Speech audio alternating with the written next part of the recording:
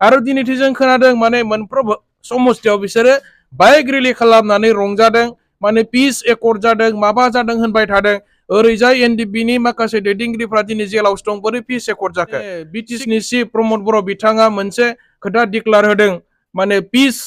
mission होननानै बुंलायबाय आरो बेखौबो एकर्डआबो मिशनसो जालायबाय गासिखौबो माने मिशनाव कनभार्ट खालामै खालामै खोथा बुङै बुङैनो दिनै 5 बोसोर समखौ ओरैनो नस्थ' खालामबावसो निउसाव माबा खोथाखौ आरो सोलायलायनाय नुलायबाय बिटिआरनि चिफ प्रमद बर' बिथांखौ मा खोथा होलाय सोलायलाय खोथा होलाय सोलायलाय खोथानि जबन गैया नामा गाव होनलायबाय बिटिआर माने सुक्ति जाग्रा मोना जे न'खर न'खर बयनोबो साख्रि होगोन दाखालि आरो बुंलायबाय मानसिफ्रा इंराजि बुजि मोनाखै बेनिखायनो आं माने प्राइभेटनिसो खोथा बुंदोंमोन जालायबाय বেলেগকে ব্যাখ্যা কৰিছে বা বেলেগকে বুজি পাইছে মইতো ক'ব নালাগে ক'ব নোৱাৰো আমি কৈছিলোঁ জব মানে অকল গভৰ্ণমেণ্ট চাকৰি নহয় হা প্ৰাইভেট চাকৰিটো জব বুলি কোৱা হয় কিবা এটা কাম কৰিলে সেইটো জব কৰা বুলিয়ে কোৱা হয় বুজিছেনে তো গতিকে আমি কামৰ কথা কৈছোঁ আৰু प्राइभेट साख्रि ओंखारदोंबा होदो प्राइभेटखौबो मानो होनो हायाखै खिन्थु बेबो गैया ओरैबायदि माने खोथा होलाय थगायलाय सनितपुर बिश्वनाथ गहपुरनि रायजो राजाफोरखौ बिटिआरआव हाबबाय होनानै मानो रंजा रंजा मानो अमा सिथार होनाय बिटिआरनि एग्रिमेन्टनि मोनसेबो दफाया दिनै मावफुंजायाखै बोरै बिटिआर जादों होननानै बुंबाय थादों आरो दिनै हरसिंगा समस्तिनि जोंनि इउथ बिपिएफनि मोनसे मेल खुंनाय जादों आरो बे मेलावहाय जोंनि सेन्ट्रेलनि गोबां दैदेनगिरि इउथनि लिडारफ्रा फैदों आरो हरसिंगा समस्तिनिबो गोबां माने सेनियर दैदेनगिरि लोगोसे जोंनि इउथनि गोबां मावथिफ्रा माने दिनै बे हाबाफारियाव बाहागो लादों आरो दिनैनि बे हाबाफारियाव जोङो गोबां खोथाखौ सावरायदों जे प्रमद बर' दैदेननाय इउपिपिएल सरकारा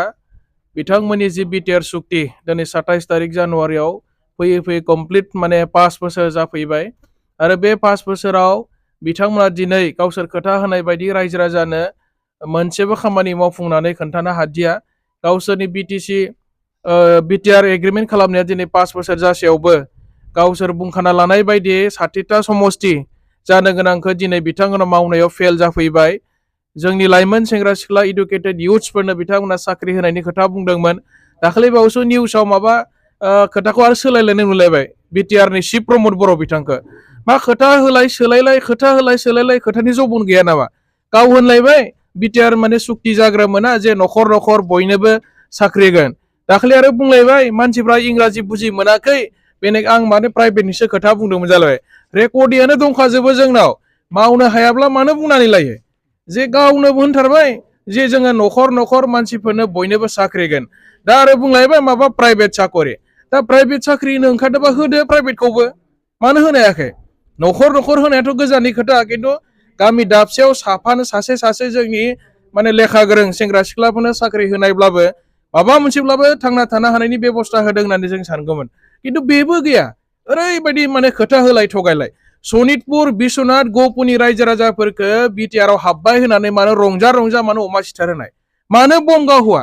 दिनैथ' सनितपुरनि दाबसेबो गामि हाबनायनि नटिफिकेसन मानो ओंखारनो होनो हादिया पार्लामेन्टआव मानो बिल पास खालामनो हायाखिसै आसामनि केबिनेटआव मानो डिसिसन लानो हायाखिसै दिनैथ' सनितपुर बिश्वनाथनि रायजो राजाफ्रा नेयै नेयै कमप्लिटलि माने 5 बोसोर नेबाय 5 बोसोराव दाबसेबो गामिखौ एक्सटेनसन खालामनो हायाखिसै बिथांमोना खिन्थु रायजो राजाफ्राथ' गोबां माने फोथायदोंमोन आरो नेदोंमोनबो जामारथारगोन नामा बिथांमोना ओरैबायदि गोदै गोदै राव बुंनानै सनितपुर बिश्वनाथनि रायजोफोरखौ रंजा होबाय अमा सिथार होबाय माने बिराद मोनसे उत्सा खालामबाय दिनै पार्लामेन्टआवबो बिल लाबोनो हायाखिसै गामि दाजाबनायनि बिथांमोना आसामनि केबिनेटआवबो बिल माने लाबोनो हायाखिसै दा बेबायदि थगाय दिनै कमप्लिटलि 5 बोसोरा जोब्बाय आरो इउपिपिएलआ थगायनायनि जि राजखान्थि खालामनाय बेनिफ्राय गोजानाव थाथों आरो बिथांमोना बेनि अनगायैबो जोंनि ओनसोलाव गोबां डेभेलपमेन्टनि खोथा बुंदोंमोन मोनफ्रोमबो डिस्ट्रिक्टआव एडिशनेल नवोदय स्कुल लाबोनायनि खोथा बुंदोंमोन बेबो गैया चिरां जिल्लायाव रेल फेक्टरि बानायनायनि खोथा बुंदोंमोन बेबो गैया एग्रिकालचार इउनिभारसिटि लाबोनाय स्पर्ट्स इउनिभारसिटि लाबोनाय मा जाखो माथो दिनै मोनसेबो गैया जि एसे एनै माने डेभेलपमेन्टनि खामानि जादोंमोन थांनाय 17 बोसोराव हाग्रामा महिलारि सारनि दैदेननायावसो जानाय जेसेबांखिनि जों दायो लामा दालां नुदों फ्लाइअभार नुदों इनफ्रास्ट्राक्चार डेभेलपमेन्ट नुदों दिनै क'क्राझारनि CIT क'क्राझारनि बेसरगावआव थानाय मेडिकेल कलेज इउनिभारसिटि गासिबोथ' हाग्रामा महिलारि सारनि समावसो जानाय दा गावसोरनि नैबे 5 बोसोराव मावनाय जेबो उदाहरन गैया आरो दिनै बिटिआरआ जायाखैथ' बोरै बिटिआर माइ थाखो बिटिसि नि